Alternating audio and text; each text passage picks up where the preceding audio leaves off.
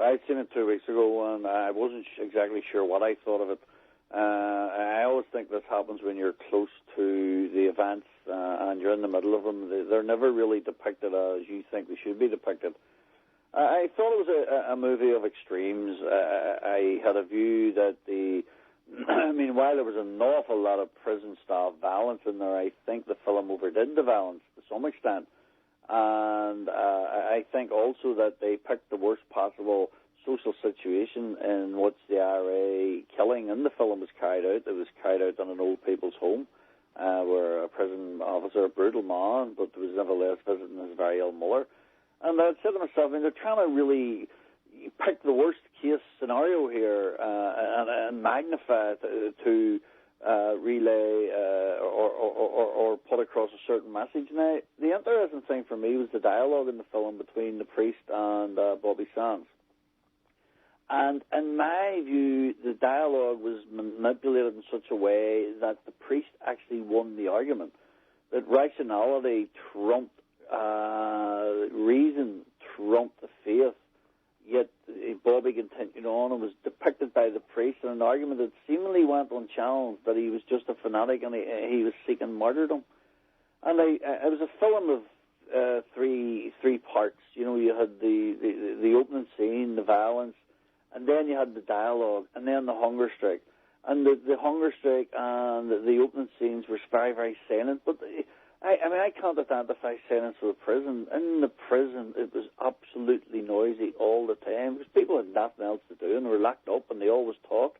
So it wasn't overly enamoured to the idea of the way in which it was depicted. And I also felt that even at the end, it made sort of the prison staff in the hospital appear, and this is the prison officers themselves, it made them appear as if there was only one decent one amongst them, and it was in fact him was showing any sort of decency, when in fact the hunger strikers themselves will tell you that perhaps with the exception of one prison officer in the hospital, the bulk of them, all of them but one, were decent human beings who were considered and did do their best to ease the position of the hunger strikers. So I wasn't really sure that Steve McQueen, who made the film, got into it in the way that I felt he should. But then he would probably argue he was using a bit of artistic license just to put a message. I just wondered at times what the message actually was. And Anthony, when you speak of a film that at least was perceived as being sympathetic to the prisoners, I think of In the Name of the Father, which I thought was a fantastic film about Jerry Conlon, but is the story they use is the one very, very sympathetic prison officer is the one who's attacked brutally by the Republicans. It seems like there's always that you have to do something just to be safe. Well, I saw that film, and I remember the first time I'd seen it. I actually accompanied Ed Maloney to Dublin to watch it. We went to the premiere, and I had problems with that too. Again, probably been there. I think the best film that I have seen on it up until now, and I'll need to watch it again. I want to watch it also alongside Hunger, but I think you really have to go a long distance to get past Lawrence McShone and Brian Campbell, the late Brian Campbell's work on H3.